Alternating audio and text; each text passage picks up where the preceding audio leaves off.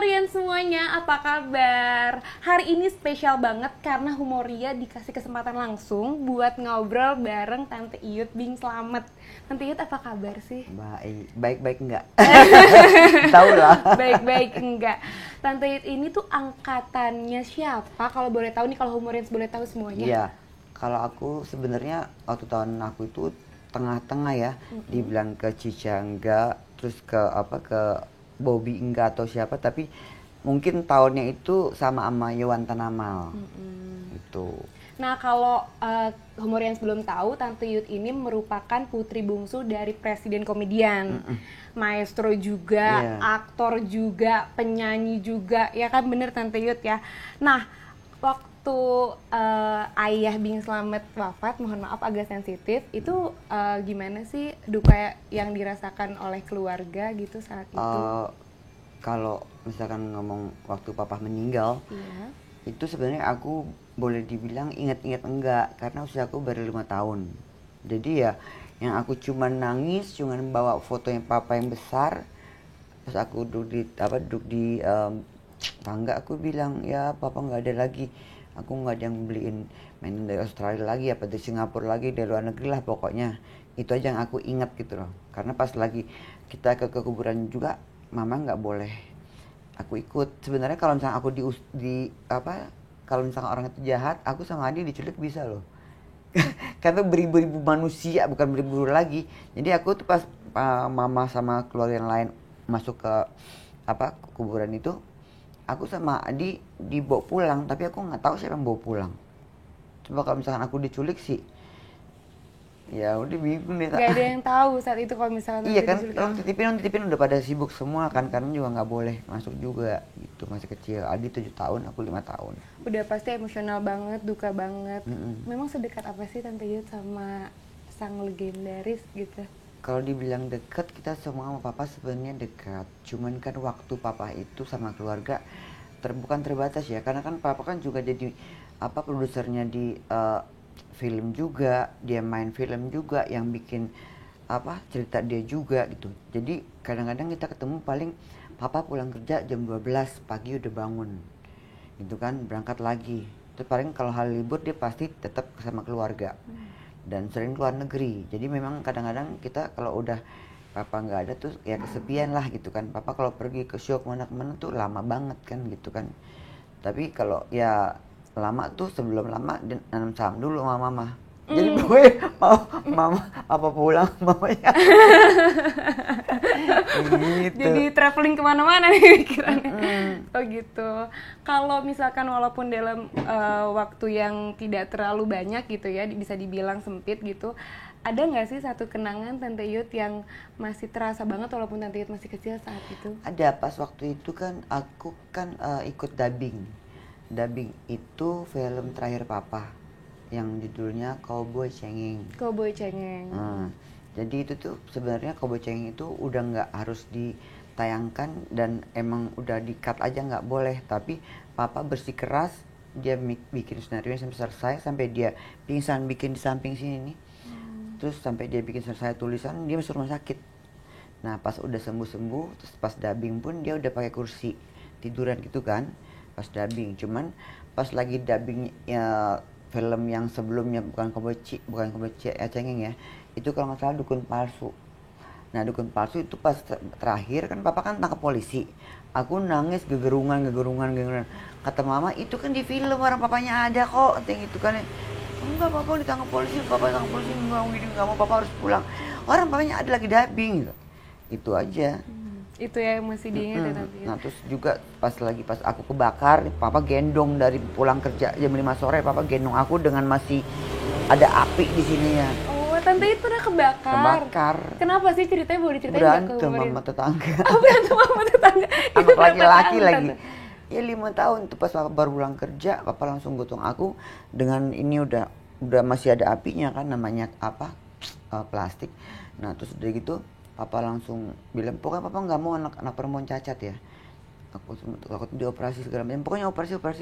Tapi papa udah siram sama arak putih, pakein band apa gitu deh, udah mendingan. Tapi seperti yang bolong-bolong itu gede-gede sampai pecah gitu.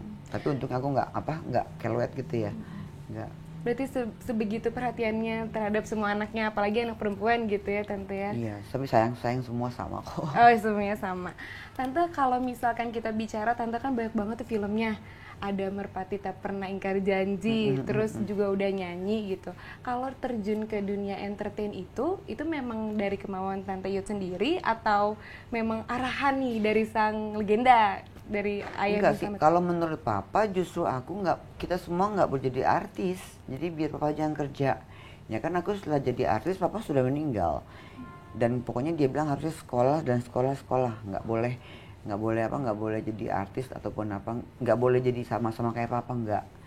Itu pesannya dia, tapi ya udah jalannya begitu. Tapi masuk ke dalam dunia entertain itu apakah cita-cita Tante Yud sendiri atau sebenarnya punya cita-cita yang lain gitu? Sebenarnya aku punya cita-cita. Jadi pokoknya tuh aku sebelumnya tuh pengen jadi pramugari. Kalau enggak aku jadi arsitektur. Nah sempet lagi tuh pas lulus SMA mau masuk Garuda. Kan temen ada yang keluarganya memang di situ, gampang lah. Pas tes matanya aku nggak bisa karena aku minus dari SMP gitu. Berarti cita-citanya memang menjadi pramugari, tapi kan nggak, aku seneng aja lihat orang tuh, maksudnya pakai pakaian seragam kayak orang-orang kantor tuh aku seneng gitu. Tapi karena darah seninya udah kental, jadi ya udah jadi artis dulu gitu kali ya. Iya juga sih. Kebetulan kan. Kebetulan. Berkarya di bidang seni, tapi Tante Yud ini tuh kuliah sampai jauh-jauh ke Sydney, Australia, jurusan perhotelan. Itu gimana ceritanya? Ya memang hati kecilku itu aku kepengennya kuliah dan kerja. Nah kan aku kan lagi banyak kakakku. Aku sempet pusing juga nih, maksudnya dari mama. Kadang-kadang kayak aku kuliah aja di IKJ sempet kan 8 bulan. Mama masih manajer, jadi aku lagi enak-enak kuliah, tiba-tiba ada show yang makan waktu 2 minggu. Jadi kadang-kadang aku suka malu kan mau sama yang lain-lain, sampai slide aku nggak lulus, sampai aku tuh adalah kata-kata yang gak enak pas aku masuk di IKJ itu. Karena aku jarang masuk. Sini coba lo, anaknya artis yang ujung. Gitu kan. Aku dipanggil, kenapa kak? Padahal dia masih ini juga dosen tapi masih murid juga. Sorry ya lo nggak bisa ikut ajar apa? Gue punya pelajaran. Kenapa? Ya lo kan nggak pernah masuk. Oke deh, lo di luar aja deh. Oke deh, makasih ya. Sorry ya gue nggak bayar sama lo. Aku gituin. Nah kalau masalah kuliah di Australia, sebenarnya aku cuma tinggal setahun lagi loh. Tapi pas aku pulang ke sini liburan, aku syuting 10 episode film. Di tengah-tengah episode kelima, aku terus buntu. Jadi kan mau nggak mau kan lama kan, buntu mesti dikeringin dulu, cabut benang gini sampai aku nggak bisa, itu udah ketawa aja sakit. Nah sampai aku dapat statement dari sana, ini gimana kalau mau lanjutin, aku kan D3 paketan kan, jadi kalau aku misalkan mau aku terusin ya aku harus bayar lagi kan. Makanya aku bilang, nah itu bayar sendiri, enak orang gue bayar sendiri. Nah kita tuh udah jarang banget lihat Tante Yud nih. Nah ini ngelihat. Maksudnya di dunia entertain gitu kan. 20 tahunan yang lalu terakhir ya Tante main film. Kemarin, oh ya. Tapi kalau kemarin sih aku sempet syuting yang apa sih sama Modi apa tuh, acara ini juga, talkshow juga, Rahasia Hati Perempuan ya. Aku sempat. Terus Gomez. Nyanyi sama Adi, sama Uci nggak, sama Adi, sama Desi, sama Ria Sivoji. Terus acara apa lagi ya? Ada 3 deh pas maksudnya kemarin. Cuman kalau memang kayak aktif sinetron, aku FTV sebenarnya udah syuting, tapi aku nggak tahu, aku nggak nonton. Itu apa serialnya Hidayah, tapi aku nggak tahu judulnya apa, mungkin udah kelewat kali ya. Aku jarang nontonnya nontonnya gitu bang ya. Pokoknya yang menghibur deh, jangan film sinetron begitu-gitu doang. Tapi berarti masih syuting ya Tante? Bentok lupa. Bentok lagi inget nama siapa. atau enggak ditabrak terus lama gitu tabraknya. Pokoknya pasti di rumah sakit deh. Oke. Tiba-tiba ada kakaknya lagi, kak adik datang kembar dari mana gitu. Sorry ya. Tapi berarti masih syuting ya Tante? Iya belum lama, itu masih FTV aku satu. FTV gitu. Tadi kan Tante cerita tuh sebelum kita di record, katanya kalau lagi ketemu teman-teman suka ngomong ini dong yang gayanya. Iya bener. Gue tanya. Boleh gak sih Tante, kita nih kayak apa, atau nyanyi deh Tante, apa? gitu. Ini apa? Itu kan tentang papa humoris, biar pada ketawa aja deh. Oh oke deh, tentang papa aja deh berarti. Gimana nih gaya? Oh, gaya papa ya. Gaya papa nih. Dong pret, anak kodok disangka kampret. Dong pret, pret. Oke deh, kalau di akun, aku kan ikutin banget nih humornya juga di akun Instagram milik Tante Yut nih, suka cover-cover lagu dari Bing Slamet juga. Yeah. Itu Tante kenapa nggak bikin channel YouTube atau kayak gitu Tante sebenarnya? Maksudnya? Kok maksudnya kan kita sering cover-cover lagu gitu, Tante ada keinginan nggak sih untuk bikin channel YouTube? Mau, maksudnya kan, tapi kan lagu-lagu papa kan kebanyakan sebenarnya sih bisa sih, maksudnya misalkan lagu ini dibuat apa, musiknya diganti, misalkan lagu ini musiknya diganti bisa, cuman kan kita mesti kompromi sama keluarga juga, cuman kan ya mau nggak mau sekarang kan beda sama dulu, kita harus punya modal, itu aja repot di situ kan.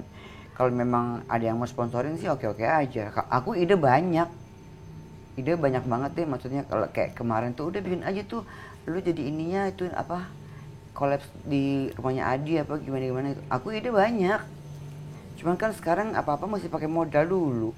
Nggak usah gitu, yang rekaman sekarang aja punya nama aja, mereka bikin video klip harus sendiri bayar kan. Nanti kalau udah laku, udah begini baru direkamin lagi, baru tukang penjualan juga kayak gitu. Kalau lagu yang paling favorit deh dari Bing Slamet apa Tante? Ada judulnya tapi aku lupa. Tapi aku tahu lagunya, tapi aku nggak tahu judul, lupa. Coba deh, berarti gimana tuh lagunya, yang kayak gimana? Oh ya gini. Dalam keheningan malam yang syahdu, ku dendangkan lagu ini untukmu, ku sampaikan sebagai isi hati padamu, ku kirim selalu. Aduh. Itu lagunya bagus banget. Berarti itu ya lagu favorit dari almarhum Bing Slamet yang melekat di Tante Iyut. Kalau misalkan nih, kan ayah Bing Slamet itu legendaris, pokoknya tadi kayak kita bilang maestro juga. Rasanya jadi anak seorang Bing Slamet itu gimana Tante? Nah ini dia nih, kalau kita kan sekeluarga tuh, walaupun udah keluarga seniman yang dibilang orang-orang, tapi kita semua punya pribadian tuh nggak mau dilukan, misalkan itu anak harus main sama ini, harus begini kita kan nggak pernah mau begitu, karena memang kita ya begitu adanya, humble, tapi kita pas kita naik pun, kita turun pun, kita nggak merasa beda gitu kan. Orang ada yang udah jadi gini sombong, ada yang ini sombong, ngapain juga sih bang, untungnya apa gitu kan ya. Jadi cuman kalau aku di antara lingkaran teman-teman, misalkan kayak aku kepengen naik bus tingkat nih, kepengen banget kan, terus aku ketawa, aku kan pakai topi, pakai gitu kan, dari Kebayoran mau pulang ke rumah, aku berdua teman aku, malam aku ketawa, ada ibu-ibu 2 orang, aku wah gitu kan, tuh ibu nengok kan gini, tuh Yut lu diliatin tuh, apa sih lu diem aja deh gitu kan, terus ketawa lagi, nengok lagi dia, disamperin kan aku, kayaknya ketawanya ciri khas deh, familiar deh, emang saya siapa bu gitu kan nih. Siapa sih, enggak deh, kayaknya ketawanya tuh gampang ngomongnya, kayaknya aku tahu siapa, temen gue bilangnya Bu Deyut gitu. Ya udah ya minta foto. Makanya gue dipakai topi, udah pakai gituan kan. Lu sih ngapain sih pakai bilang-bilang gitu? Enggak, aku ketawa nengok, enggak lama aku ketawa lagi. Dia penasaran, dia nyamperin, maaf ya Mbak, ini kayaknya familiar deh. Emang saya siapa? Saya nggak siapa kok. Enggak kok, dari ketawanya udah kayaknya ciri khas gitu. Tapi Tante seneng-seneng aja gitu, maksudnya kayak ada orang yang kenal gitu, apa enggak sih, kadang-kadang nggak pengen juga gitu. Ya tuh, ya aku udah ngalamin dari kecil, udah biasa aja kali. Udah nggak no picture. Kalau gitu. Pelajaran kehidupan nih yang diambil dari sosok Bing Slamet tuh apa Tante? Ya itu Bapak cuma bilang ya harus taat sama agama. Terus kalau misalkan toh dapat suami lagi, siapapun dia, mau orang Chinese, mau orang bule, mau orang apa, mau orang hutan, mau orang apa deh. Tapi pokoknya satu agama, Jangan sampai kamu yang masuk atau berganti agama, itu aja pesan papa. Kalau lagi kangen biasanya Tante Iyut ngapain kalau ya itu aku dengar lagu-lagunya gitu. Cuman karena ini kan udah agak lama ya papa, yang masih kangen-kangen sih ya mama. Soalnya kan mama baru 2 tahun. Gitu. Makanya aku kemarin sempat kepikiran, aku ngimpi kan pasti SKO, aku ngimpi kok gue ngimpi mama ya, oh berarti gue pulang harus ke kuburan mama nih, karena kan juga sama mama sama papa jadi satu. Jadi ya kuburan dua-duanya lah. Kalau lagi kan biasanya ziarah gitu ya. Oh gitu. Kalau misalkan seandainya nih ada kesempatan yang bisa Tante Iyut lakuin nih bareng mama atau papa, mau ngapain Tante kira-kira? Iya, kalau aku sih pengen bagian dia. Udah itu dia. aja, maksudnya nggak ada deh, maksudnya nggak ada keinginan lain bikin sejajarnya orang tua segimana karena aku juga ngerasa mama tuh berkorban buat aku waktu gue jadi pengen nangis. Kenapa tuh Tante berkorban? Ya maksudnya berkorban lagi yang pas aku ketangkap ke tahun 2010 itu mama benar-benar berkorban buat aku tanpa kakak-kakak tahu gitu loh. Kenapa tuh Tante berkorban? Ya pokoknya dia mau besok aku, dia mau apa sih kasih uang ke aku, kasih uang jajan aku tanpa kakak-kakak tahu gitu. Maksudnya sampai pas mama ulang tahun aku kasih hadiah ke mama sedih gitu. Padahal aku lagi di dalam, lagi di penjara, tapi aku ingat ulang tahun mama, selalu ingat gitu loh. Gitu. Aku dekat sama mama, dekat. Berarti itu ya Tante. Aduh jadi nangis. Tetap cantik tapi. Nangis. Kalau komedian sekarang nih yang ada nggak sih Tante yang bisa dikategorikan sebagai the next Bing Slamet gitu? Sebenarnya kalau yang the next papa sih nggak ada, karena aku pas lagi nonton papa di tim itu papa baru keluar doang, belum pakai apa, keluar doang orang udah ketawa. Di sini kan nggak ada, maksudnya papa baru nongolin doang nih gitu, mereka udah ketawa. Tapi karena aku juga memang suka pelawak, maksudnya aku sering nonton acaranya Sule, pokoknya udah deh acara yang lucu pasti aku nonton. Sule tuh dari mulai apa sebelum santuy itu aku nonton deh, pokoknya gitu. Aku memang lawaknya tuh tidak nyindir dan tidak harus main kayak kikian, dan memang mereka lucunya tuh apa sih natural gitu, nggak walaupun bercanda temen tapi nggak gimana sebelumnya kan maaf aja ya, maksudnya yang anak-anak baru gitu ngelucunya malah jadi ribut, malah jadi berantem, malah jadi nggak temenan. Ya kenapa sih harus pakai fisik kalau berantem, abah ngelucu kan nggak jadi orang juga sebel. Lo pelawak apa lo pengen emang gimana, aku nggak suka tuh kayak nonton yang ada deh apa lomba apa terus ada yang cara apalah, adalah yang pokoknya yang bintang-bintang itu bintang repot semua.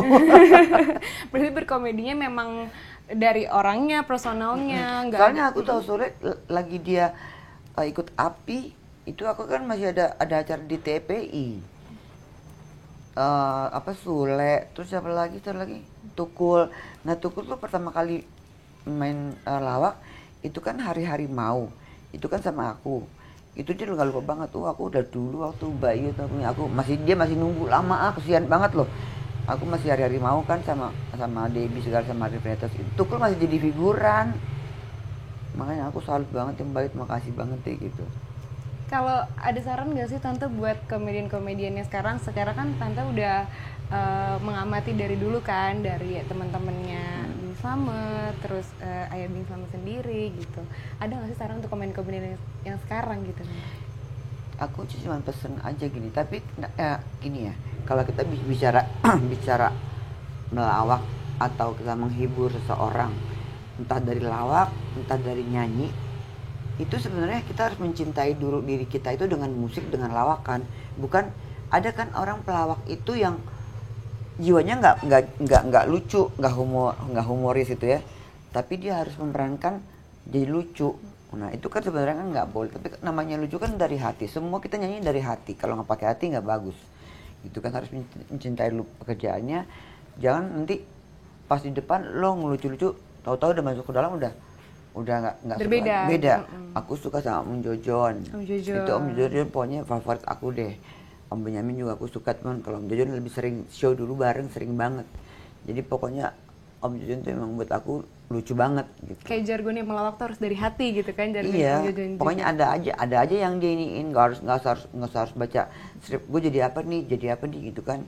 Kadang-kadang begitu malah nggak ini. Ya itu aja pesan aku, jangan pokoknya jadi, kalau memang kamu merasa punya jiwa humoris, kalau memang kamu jadi pelawak, ya tunjukkan kelucuan kamu depan orang banyak dengan segar, bukannya dengan orang harus main kata-kataan lucunya, main pukul-pukulan, itu kan nggak boleh.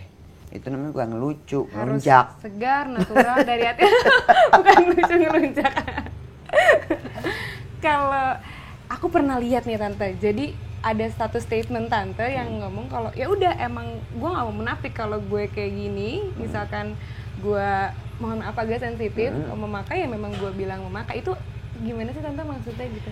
Maksud aku gini, aku berbicara untuk semua orang gitu loh, karena kan aku pernah kena 2010 gitu kan, terus kena lagi kemarin. Jadi kalau aku berpura-pura, aku nggak mau berbicara maaf saya nggak mau pakai lagi, saya benar-benar sumpah nggak gimana. Aku nggak mau banyak ngomong seperti itu, yang udah kejadian buktinya banyak kok. Udah bilang jauhi narkoba, jangan pakai lagi narkoba, itu berbahaya. Atau lagi udah pokoknya saya tidak akan ini. Gue nggak mau munafik, gue bilang ya lu tau gue make, gue mau berhenti pun nggak sebilang sama orang, diri gue sendiri sama Tuhan, kan gitu. Setuju aku. Nah makanya kadang aku pun baik yang suruh pakai hijab, gue bilang gue mau pakai hijab, tapi gue mau suruh orang, gue mau untuk diri sendiri. Ngapain gue sama cowok pakai hijab, ntar cowok gue putus, gue buka lagi. Ngapain kan? Aku pengen dari sini, bukan disuruh orang nggak mau kayak gitu. Ya sekarang kayak kita bicara narkoba, dan aku juga munafik. Mungkin di antara kalian juga, ya aku nggak tahu ya. Maksudnya kita begini juga kita nggak tahu ya. Dan itu bukan rahasia umum kok sekarang ya, gitu loh. Nggak di mana-mana begitu. Jadi aku nggak munafik. Ya aku pernah aja pergi ke disco kok yang pakai ini jadi mabok. Jadi kadang-kadang apa sih gitu loh. Apa sih dunia ini?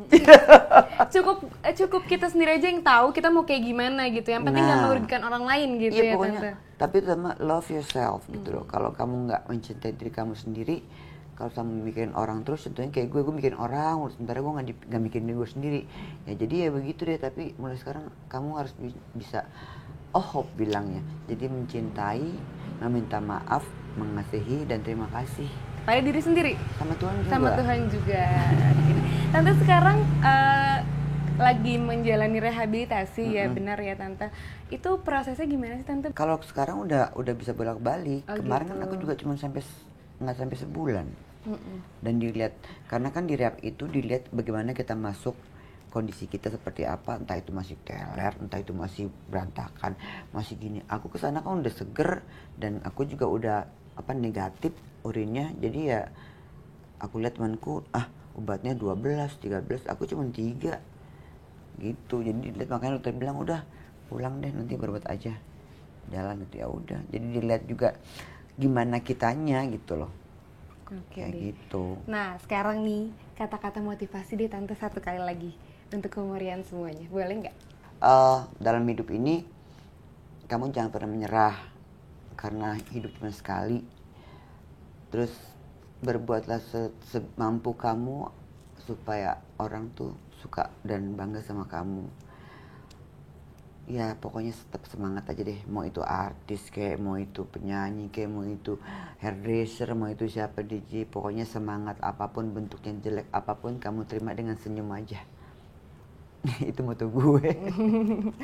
Nah karena kita kangen banget nih sama sosok Bing Slamet nih Tante, kita punya satu segmen namanya Humemoria. Jadi ada 3 foto.